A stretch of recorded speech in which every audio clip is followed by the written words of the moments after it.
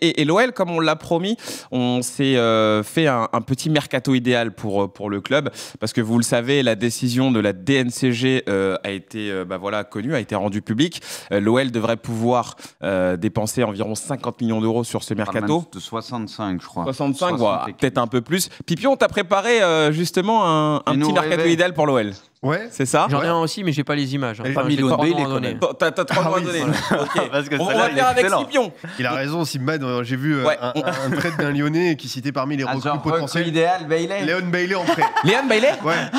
Le mec, il roule sur la pelle avec.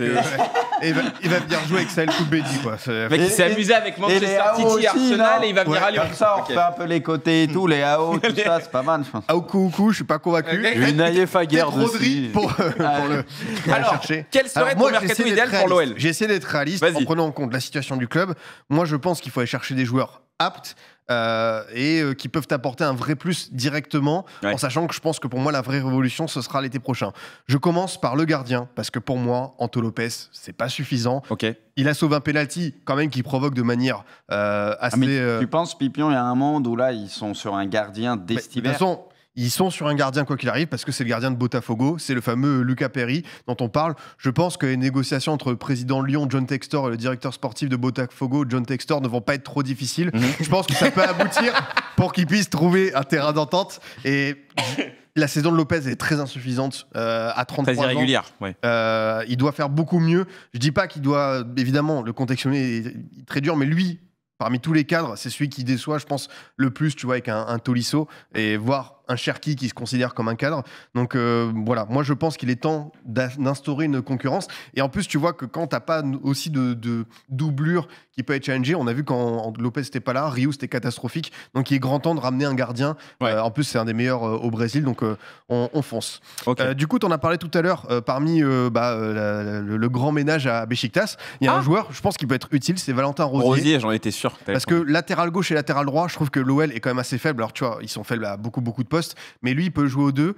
Il connaît la Ligue 1, il parle français. Je pense aussi que c'est très important d'avoir ce type de joueur qui peut s'intégrer vite.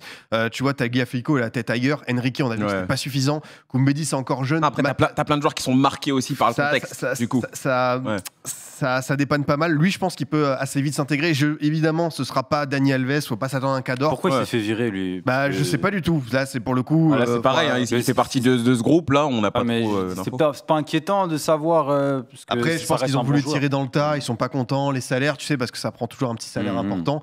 Mais je pense que tu vois, cet hiver, ça peut être. Il a quel âge, lui? Il a 27 ans. Il est encore assez jeune, en vrai. Donc j'ai envie de relancer. À la base, tu vois, pour être honnête, j'avais mis Coquelin, mais Coquelin revient d'une blessure au croisé, il a pas beaucoup joué, mais je voulais aussi ce joueur d'expérience. Et enfin, le dernier, j'ai pris devant parce que confiance en la Casette, mais Kadewere, Mavaldé, c'est pas possible. Donc on va chercher un ancien à la maison, Alassane Plea, 30 ans, connaît la Ligue 1, il fait encore ses stades à Gladbach. Tu peux le sortir de Gladbach? Je pense que lui, il a envie de revenir en Ligue 1. Il était déjà annoncé les précédents étés pour revenir en France. Moi, j'ai envie de miser sur ce type de profil. Encore une fois, un joueur qui peut facilement s'adapter. Pas un crack, mais il rendra des services, il a que 30 ans. Un buteur, tu vois, qui peut être prêt quand la Casette a son petit coup de moins bien. Et quoi qu'il arrive, ce sera mieux que Kadewere et Bavaldé. Et au milieu, ce qu'il leur faudrait quand même un milieu, c'est vrai que ça parle depuis longtemps de Krunic.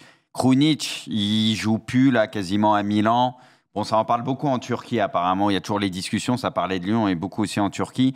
Krunic, moi je pense que ça serait très très bien pour Lyon vraiment. Et ça serait pas un prix de ouf en plus et ça pourrait leur faire beaucoup de bien vu ce qu'ils ont au milieu. C'est une idée. T'avais 3 noms toi aussi, Kanto, du coup. Ouais, alors on n'aura pas les assets, mais tu peux les donner. Non, c'était une envie de fait. J'avais pensé dans le secteur défensif à un joueur. À chaque fois qu'on parle de mercato idéal, j'en parle, mais je comprends toujours pas pourquoi personne en veut ou en tout cas pourquoi il part pas. C'est Alidou Seydou de Clermont. Je pense que l'OL a quand même les moyens de lui offrir un salaire bien plus gras que ce qu'il touche à Clermont. Maintenant, ce sera sûrement sa dernière saison du côté de Clermont et je pense qu'il veut probablement aider le club à se maintenir. Mais s'il y a une vraie offre de la part de l'Olympique Lyonnais, pourquoi pas le voir partir. Oui, il y a la CAN évidemment.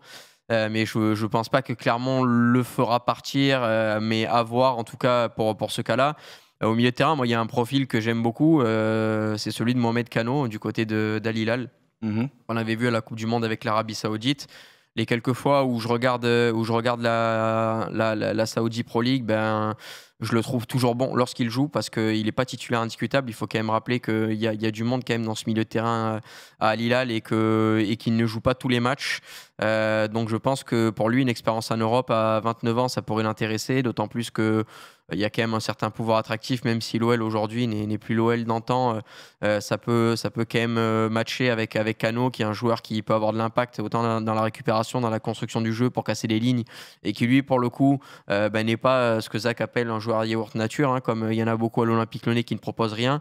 Et devant, Pipion a proposé un ancien de la maison, un ancien de Ligue 1. Moi, c'est Ludovic Ajorc, auquel je pense. Alors c'est vrai que ça fait quand même peu de temps qu'il est parti du côté de l'Allemagne et de Mayence, mais si on a besoin vraiment d'un buteur et qu'on a de l'oseille à mettre, faudrait peut-être un ailier supplémentaire aussi. Pourquoi pas penser à lui. Ça leur ferait pas de mal. Ok, bon bah voilà, ça c'était le mercato idéal de l'OL.